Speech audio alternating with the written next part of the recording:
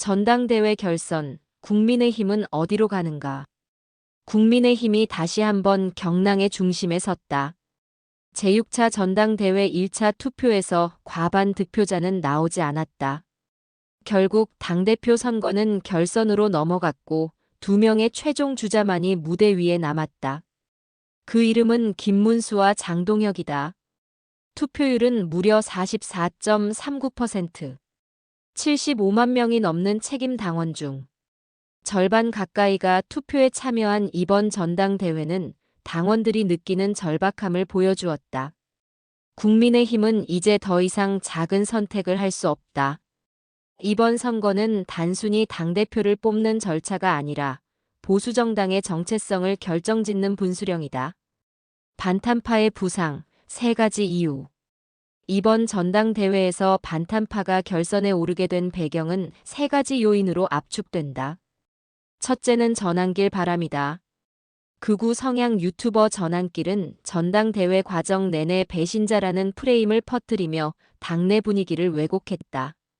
합동연설회에서 김근식 후보를 향해 외친 배신자 구호는 단순한 돌출행동이 아니었다. 그 장면은 언론과 유튜브를 통해 반복 노출되면서 당내 담론을 누가 더 윤석열 대통령에게 충성하느냐라는 좁은 프레임으로 몰아넣었다. 정책과 비전은 사라지고 오직 충성과 배신의 구도만 남게 되었다. 이것은 장동혁에게 유리한 판을 만들어 주었다.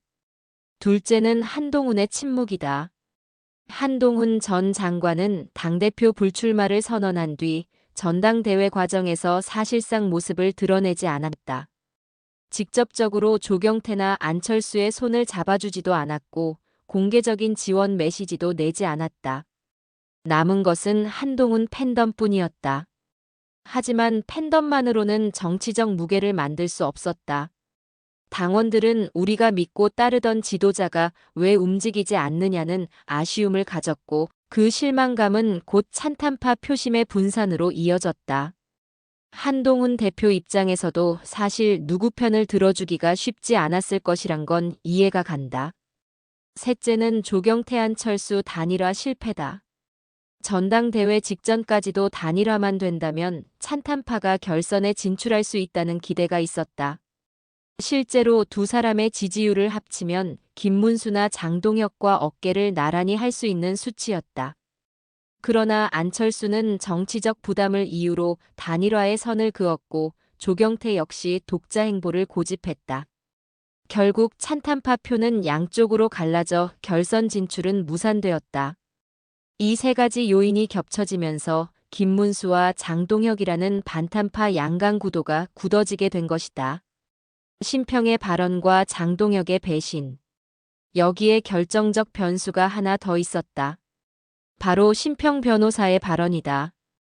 투표날 올린 SNS. 윤석열 대통령의 멘토로 불리는 심평 변호사는 언론 앞에서 이렇게 말했다. 한동훈이 김건희 여사를 배신했다고 김건희 여사가 면회 때 말했다고 했다. 어제 그 말을 하고 오늘은 김건희 여사가 자신이 그런 말 한 적이 없다고 한다. 참 전부 자신의 욕심만 차리는 꼴이다. 이 발언은 곧바로 당원들의 마음을 흔들었다. 친윤 진영은 이 말을 즉각적으로 활용했다. 봐라, 한동훈은 믿을 수 없는 사람이다. 이 프레임이 순식간에 퍼지면서 한동훈 지지층은 커다란 충격을 받았다. 결국 심평 발언은 친윤 결집과 찬탄파 위축이라는 2가지 효과를 동시에 만들었다. 여기에 장동혁 후보의 발언이 기름을 부었다. 그는 토론회에서 한동훈 대신 전환길을 공천할 수 있다는 식의 메시지를 내비쳤다. 이는 곧 한동훈을 당에서 배제하겠다는 뜻으로 해석되었다. 당원들 사이에서는 장동혁은 한동훈을 배신하고 자기 정치만 챙겼다는 말이 돌았다. 결과적으로 한동훈 팬덤은 분노했고 찬탄파 내부는 더 큰 혼란에 빠졌다. 아이러니하게도 이 혼란은 장동혁에게 더 큰 동력을 제공했다. 이제 결선의 무대에 오른 김문수와 장동혁. 두 후보 모두 반탄파로 분류되지만 그들이 당을 이끄는 방향은 전혀 다를 수 있다. 장동혁은 철저한 친윤 노선을 걷는다.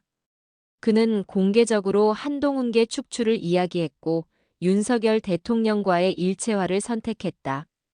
만약 장동혁이 당대표가 된다면 국민의힘은 사실상 윤석열의 사당으로 굳어질 것이다.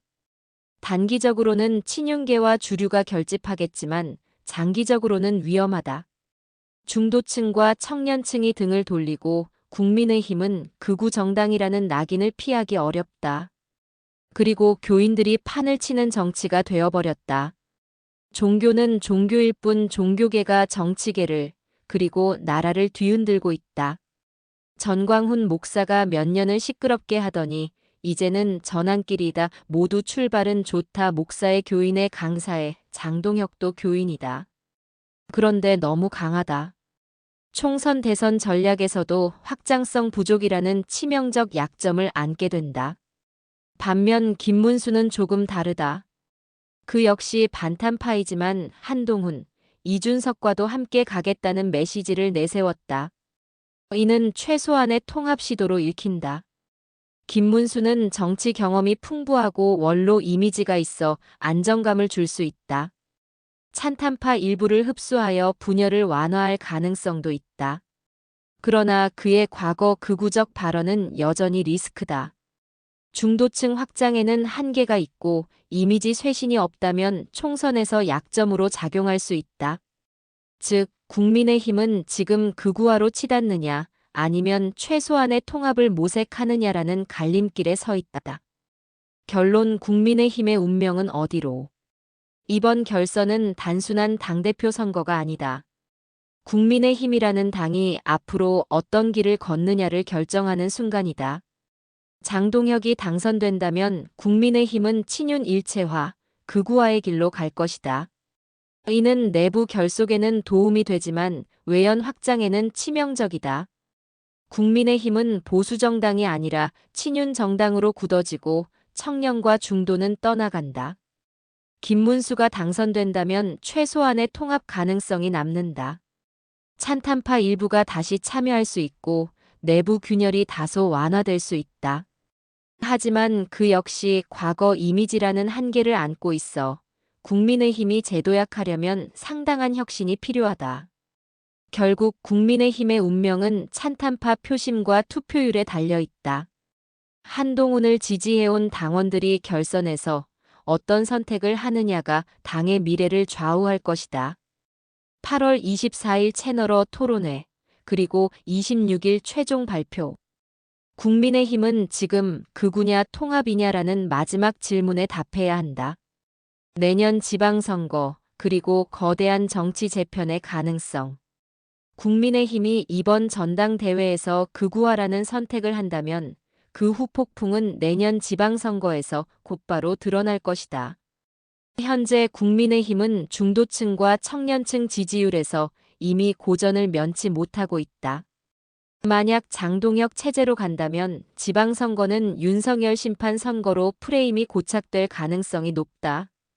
윤 대통령의 국정 지지율이 떨어진 상황에서 당마저 친윤 일변도로 간다면 결과는 불 보듯 뻔하다.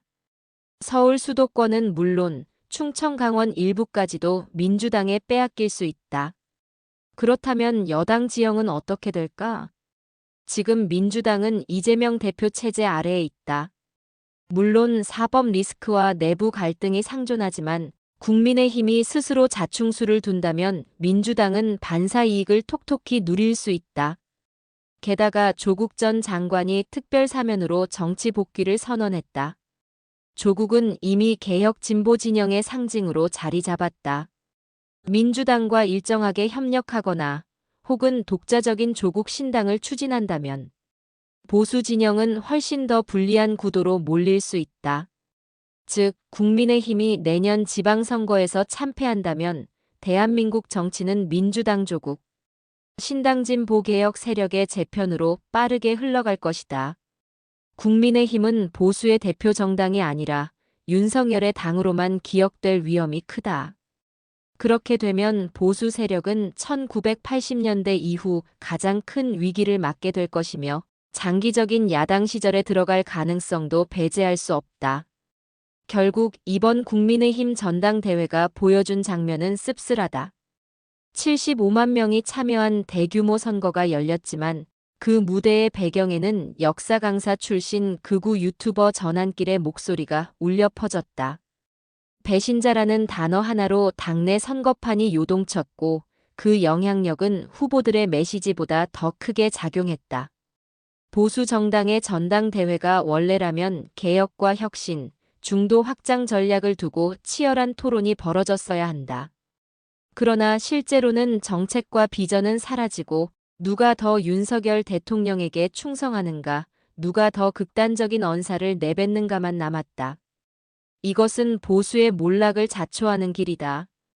전환길이라는 개인의 선동이 당을 흔들 수 있는 구조, 그리고 이를 제어하지 못하고 되레 이용하려는 정치권의 태도가 바로 그 증거다. 개혁을 말하던 국민의힘은 지금 극우화의 길, 윤석열의 사당화로 되돌아가고 있다. 당의 운명이 특정 유튜버의 방송에 따라 좌우되는 현실, 그것이 바로 오늘날 한국 보수 정치의 가장 한심한 초상이다. 보수 정치가 어디로 가야 할지가 뚜렷해졌다. 전당대회가 개혁 경쟁의 장이 아니라 유튜버 전환길의 선동에 휘둘리는 자리가 되어버렸다. 그 결과 국민의힘은 개혁과 혁신은 사라지고 극우와 충성 경쟁만 남았다. 이대로 가면 답은 뻔하다. 당은 윤석열의 사당으로 굳어지고 국민은 등을 돌린다. 내년 지방선거에서 참패하면 민주당이 반사 이익을 가져가고 조국까지 정치판에 뛰어들면 보수의 설 자리는 더 줄어든다. 남은 건 26일 결선이다. 극우로 가느냐, 최소한의 통합을 택하느냐. 국민의힘은 이번 선택으로 앞으로의 운명을 스스로 결정하게 된다.